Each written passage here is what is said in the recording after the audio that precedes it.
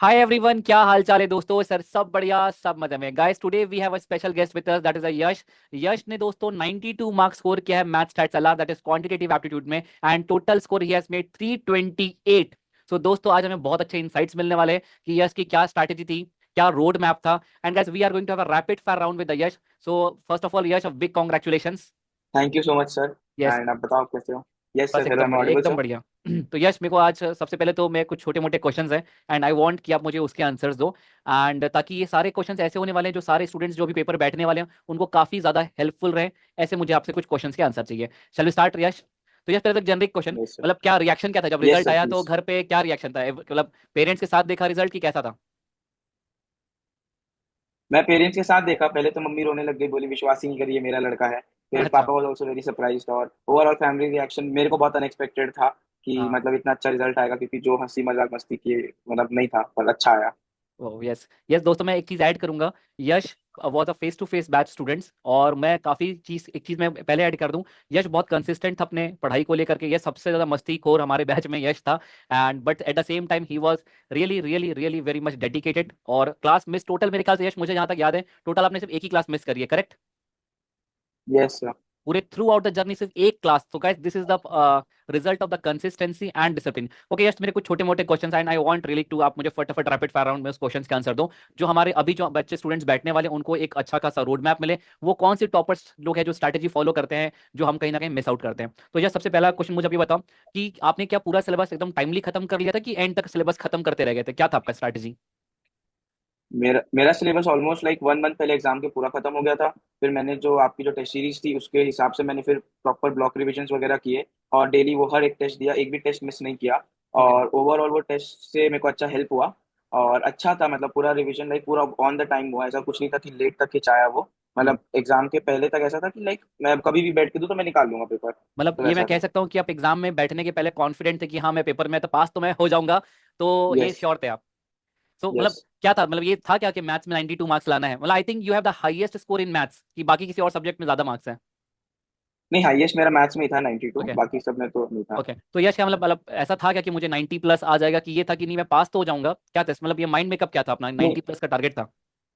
Starting starting में like मेरा था कि मेरे को 70 प्लस भी आ जाए बहुत बड़ी बात है, क्योंकि सीए का एक फोमो रहता है बहुत बड़ा। पर उसके बाद जब धीरे धीरे प्रैक्टिस और लाइक पढ़ाई बहुत ज्यादा हुई, फिर उसके बाद आप लोग से बहुत कनेक्शन जब बढ़ा, तो उसके बाद एक फील आने लग गया, नहीं यार 80 प्लस तो मिनिमम लाना ही है, क्योंकि it was not that hard और इतना डिफिकल्ट था नहीं जितना लोग बोलते थे। बट मेहनत किया तो हो गया वो चीज़। बहुत बढ़िया डेफिनेटली। यश वन थिंग मोर, कि आपका रूटीन क्या था, मतलब आप जितना क्लास में पढ़ाया, मतलब आप उसको रोज जाके रिवाइज करते थे, कि आप लेट नाइट पढ़ते थे, सुबह वाले थे? What was your study plan? मतलब आप लेट नाइट पढ़ने वाले स्टूडेंट थे कि सुबह जल्दी उठ के पढ़ने वाले थे? What was your plan? Like मैं क्लास में तो जब हमारी फेस टू फेस बैच थी तब मैं नॉर्मल था, लाइक मैं अपनी पढ़ाई करता था डेली क्लास का, जो होमवर्क मिलता था वो करते थे, जो टेस्ट होता था उसके लिए प्रिपरेशन करते थे, जैसे स्कूल में आपका स्केड्यूल चलता है। हाँ। बट जो मेरे को 2 ढाई महीना सेल्फ स्टडी का पीरियड मिला, मैंने उसको फुल्ली यूटिलाइज किया। लाइक मैंने एक दिन भी स्टडी मिस नहीं किया, मैं भले एक दिन कभी 2 घंटा पढ़ता, पर 2 घंटा पढ़ता था। ओके। मतलब एक दिन भी ऐसा नहीं था कि मैं कभी नहीं पढ़ता था। तो ओके। उसके चक्कर में कंसिस्टेंसी और एक वो बना रहा डेकोरम पढ़ाई का, तो वो मेरे को बहुत हेल्प आउट किया आखिर में कनेक्ट रहने को, मतलब पूरे सिलेबस से। वरना अगर बीच में आप 2 3 दिन भी छोड़ दो, ऐसा सब्जेक्ट है कि फिर आप नहीं कोप अप कर पाओगे। तो ओके। ओवरऑल मेरे को ये लगा कि मैंने बहुत डेली पढ़ा तो अच्छा रहा मेरे लिए। Like okay. सुबह पढ़ता था मैथ्स और हम्म। वैसे। ओके। सो यस, मैक्सिमम क्या प्रोडक्टिविटी थी? 8 से 10 घंटे वाले स्लैब रेट में थे, कि 10 से 12 घंटे की प्रोडक्टिविटी आप निकालते थे पर डे? सर मैंने आज तक कभी भी 6 घंटे के ऊपर पढ़ाई नहीं करी है। पक्का? मैक्स टू मैक्स गया होगा तो एग्जाम के एक दिन पहले जो गया होगा 8 साढ़े 8 घंटे की, उसके बाद मैंने आज तक कभी 6 घंटे के ऊपर पढ़ाई नहीं करी है। ठीक है, बट इसमें एक चीज मैं ऐड करूंगा। यश भले ही 6 घंटे पढ़ते थे, बट यश का एक पार्ट था कि Yash was not carrying any backlog. मतलब जितना मैं इनको जानता हूँ, एक दिन कोई बच्चा यदि एब्सेंट हो रहा है मतलब क्लास में, मतलब उसने पूरा टारगेट अचीव कर लिया। He was having only one pressure, क्योंकि जब तक ये क्लास में थे, 4 घंटे 6 घंटे या 7 घंटे तक वो क्लास में निकल गया, 8 घंटे, 2 3 घंटे की सेल्फ स्टडी, तो क्लास के दरमियान तो 10 12 घंटे की प्रोडक्टिविटी हो गई। But when it comes to self study guys, तो ये बहुत अच्छी सीखने लायक बात है। यदि आपका बैकलॉग का टारगेट नहीं है, तो 6 से 8 घंटे में आप आराम से आप अपना सब्जेक्ट निकाल सकते हो। लेकिन यदि बैकलॉग का टारगेट जो बच्चा कैरी करता है गाइस, उसके लिए 10 12 घंटे की प्रोडक्टिविटी निकालना बहुत जरूरी हो जाता है। But yes yes, that is a good thing, आपने बहुत अच्छा प्लान रखा अपनी चीजों को। यश इसके साथ साथ कोई ऐसा गाइडेंस, जैसे यश बच्चों को ना, कई बार मुझे बच्चे कहते हैं मैथ्स के, सर मल्टीपल रिवीजन नहीं कर पा रहे, so that's that we have made a concept handbook, आपको पता होगा, हमने सारे कॉन्सेप्ट हैंडबुक में सब कुछ ड्राफ्ट किया था। सो क्या मल्टीपल रिवीजन करना वाकई में आपके लिए आसान था? And how the concept handbook helped you out in the journey?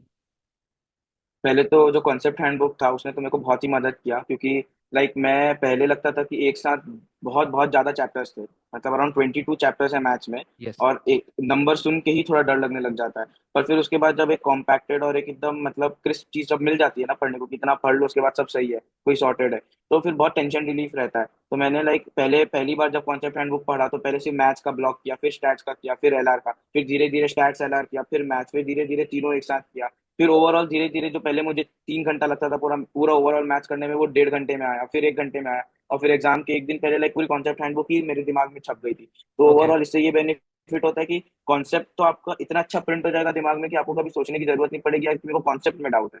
Okay. फिर अगर आप जीनी बुक सॉल्व कर लोगे तो आपको फिर पूरा क्वेश्चन हर टाइप आपको पूरा ब्रशअप हो जाएगा, तो you will be all set for exam. Yes.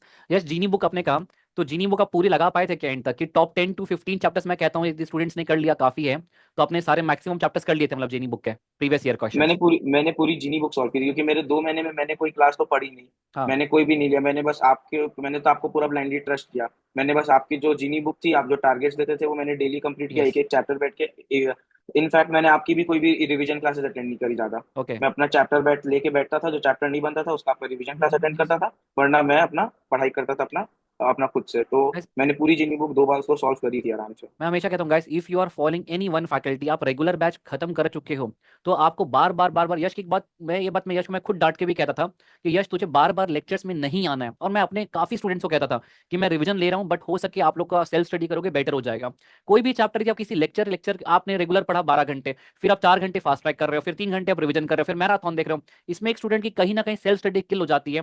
Guys try और लेवल बेस्ट, यदि आपकी क्लासेस हो गई हैं रेगुलर इंटरवल में आप रिवाइज करो, जितना ज्यादा आप लेक्चर्स को देखने जाओगे उतना आपका टाइम किल होगा। And guys trust me, the result comes with the self study. जब तक आप सेल्फ स्टडी ऐड नहीं करोगे गाइस, रिजल्ट्स नहीं आएंगे। This is one biggest value addition that I think you should make.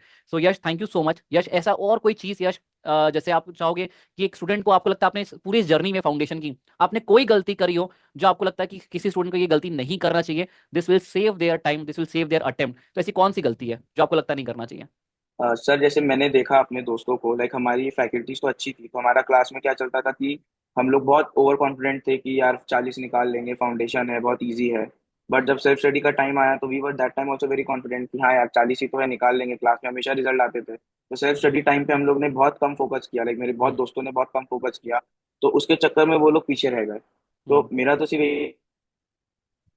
यश, आपकी आवाज नहीं आ रही। यश, एक क्वेश्चन हमारा मिस हो गया यश, आपकी आवाज चली गई थी। दैट मैं कह रहा हूँ यश, फ्रेंड्स ने जो गलती की, आपको ऐसा लगता है कोई ऐसी गलती, छोटी सी छोटी गलती कोई, यस मुझे अवॉइड करना चाहिए, लेजीनेस हो सकता है, कुछ भी हो सकता है, एनीथिंग, कि हम आखिरी आखिरी में जाके थोड़े से ढीले पड़ जाते हैं, कोई एक ऐसी गलती जो आपको लगता है हमें अवॉइड करना चाहिए हर स्टूडेंट्स को? सर लाइक मैंने एक ये गलती करी थी कि मैंने फाउंडेशन के प्रेशर में आके मैंने थोड़ा सा ना अपनी जो नॉर्मल जो एक हॉबीज होती है, थोड़ा जो पैशन होता है, उसको मैं करना छोड़ दिया था आखिरी के 2 महीने, डेढ़ हम्म। महीने में। हम्म। पर मैंने 2 हफ्ता छोड़ा तो मेरे को रियलाइज हुआ कि वो 2 हफ्ते में मैंने उतनी प्रोडक्टिविटी नहीं निकाली। हम्म। बट जो मैंने वापस करके किया, तो उसके बाद मेरी प्रोडक्टिविटी और स्टडी बहुत अच्छा बैठा। तो मेरे हम्म। को तो लगता है कि आप पढ़ो पर साथ में अपनी लाइफ भी इंजॉय करो, वरना आप नहीं कर पाओगे पढ़ाई। डेफिनेटली ऑलवेज, तो एक हमेशा एक बच्चे का मी टाइम तो होना ही चाहिए।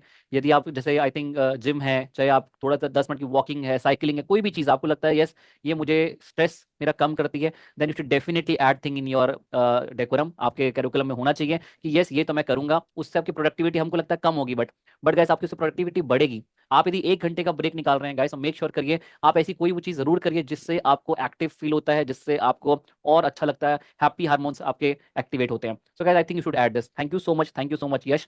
And again, a yes, big congratulations for your success and all thank you the so best much for sir. CA Inter. Or if anything is required, we are always there. Or thank you so much for your valuable time. Thank you so much, Yash. Thank you. Yes sir, thank you. Thank you.